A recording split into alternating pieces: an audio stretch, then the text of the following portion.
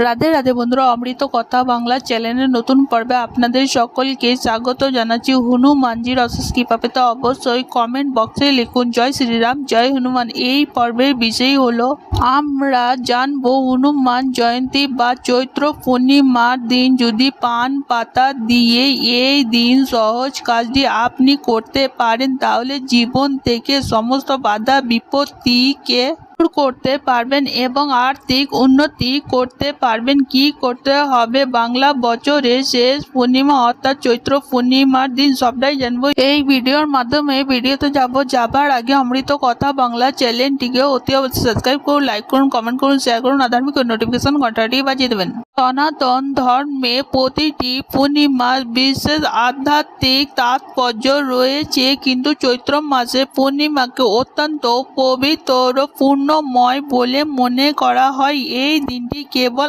আত্মা শুদ্ধি ও আধ্যাত্মিক সাধনার সুযোগ দেয় না, বরং ঐশ্বরিক আশীর্বাদ লাভে একটি দিব্য দ্বার খুলে দেয়। এই দিনে চাঁদ তার 16 রূপে পূর্ণ হয়ে আকাশে কিরণ ছড়ায়, যা মন, আবেগ এবং চেতনার ভারসাম্যের প্রতীক। চৈত্র পূর্ণিমার এই পবিত্র দিনটি ভগবান বিষ্ণু চন্দ্র দেব এবং বিশেষ করে ভগবান হনুমানজির পুজোর জন্য অত্যন্ত শুভ বলে বিবেচিত। ধর্মীয় বিশ্বাস অনুসারে হনুমানজি এই দিনে আবির্ভূত হয়েছিলেন, যা ভক্তদের জন্য এই দিনটি ভক্তি, শক্তি এবং হনুমানজির সেবায় এক চমৎকার মিলনস্থলে পরিণত করে। ধর্মগ্রন্থ অনুযায়ী চৈত্র মাসকে সৃষ্টির সূচনা বলে বর্ণনা করা হয়েছে। বিশ্বাস করা হয় এই মাসটি ভগবান ব্রহ্মার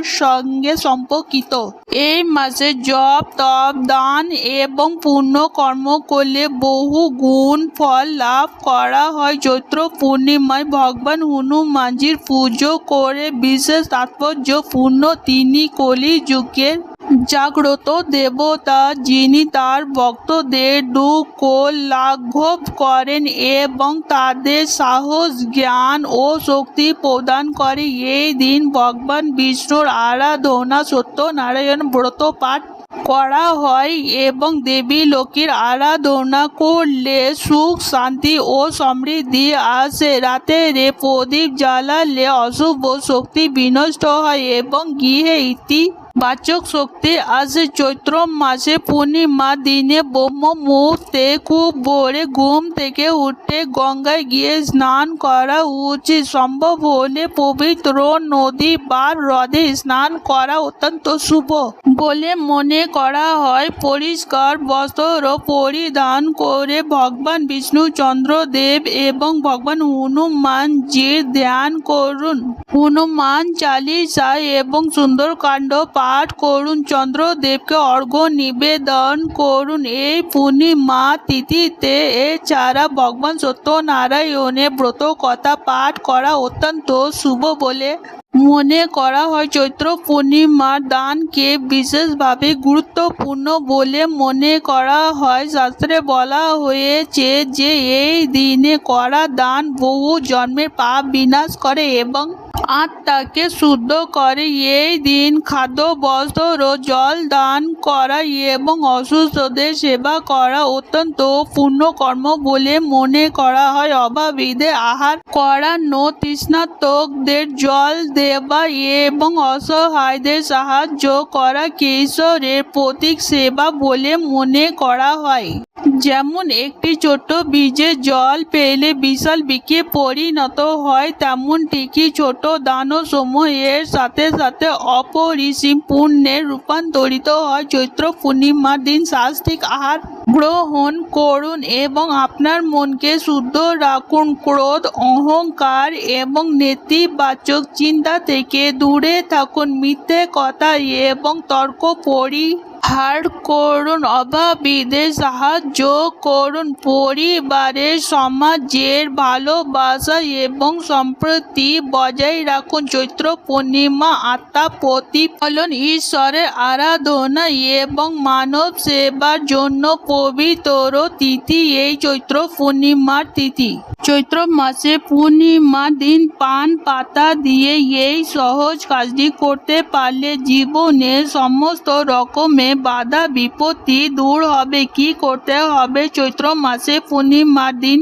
সকালে উঠে স্নান সেরে পরিষ্কার বস্ত্র পরে যে কোনো হনুমানজির মন্দিরে যেতে হবে। এরপর হনুমানজিকে পুজো করতে হবে। কলি যুগে অত্যন্ত শক্তিশালী দেবতা হলেন ভগবান হনুমানজি। হনুমানজিকে খুব দ্রুত প্রসন্ন করা সম্ভব। খুব দ্রুত প্রসন্ন হয় হনুমানজি ভক্তের প্রতি। হনুমানজিকে প্রসন্ন করার জন্য শুধুমাত্র দরকার বিশ্বাস ও ভক্তি। হনুমান জয়ন্তীর দিন সকালে স্নান সেরে শুদ্ধ বস্ত্র পরে ভগবান হনুমানজির মন্দিরে গিয়ে এই জুঁই ফুলের তেলের প্রদীপ জ্বালতে হবে। এরপর হনুমানজিকে ছোলা গুড় ও লাড্ডু ভোগ অর্পণ করতে হবে।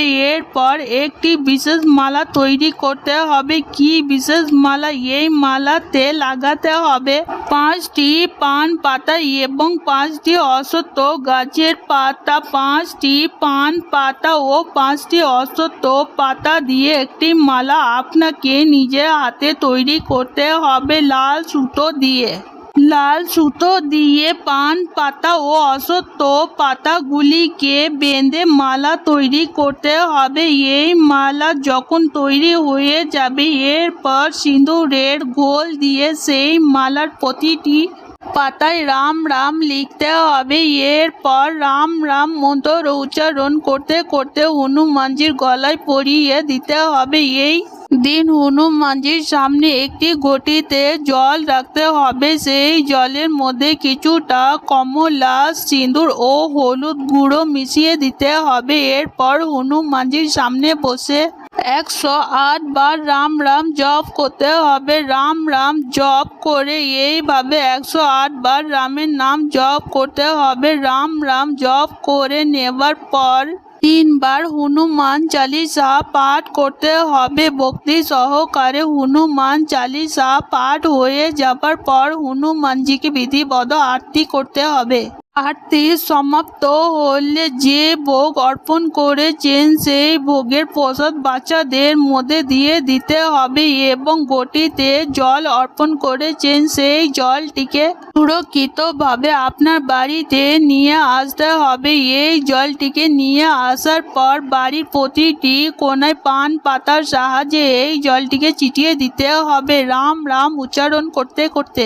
যদি আপনি ব্যবসায়ী হন তাহলে ব্যবসার স্থানে এই জলটি ছিটাবেন। এই জলটি ঘরে এবং ব্যবসার স্থানে রেখে দেওয়ার পর কোনো রকম নেতিবাচক শক্তি আপনার গৃহে বা ব্যবসার স্থানে আসতে পারবে না। আপনার গৃহে এবং ব্যবসায় ইতিবাচক শক্তি প্রবেশ করবে এবং আপনার জীবনে সমস্ত রকম বাধা বিপত্তি দূর হবে। আজকের পর্ব এখানেই সমাপ্ত হলো। অমৃত কথা বাংলা চ্যানেলের সঙ্গে থাকার জন্য আপনাদের অনেক অনেক ধন্যবাদ। রাধে রাধে।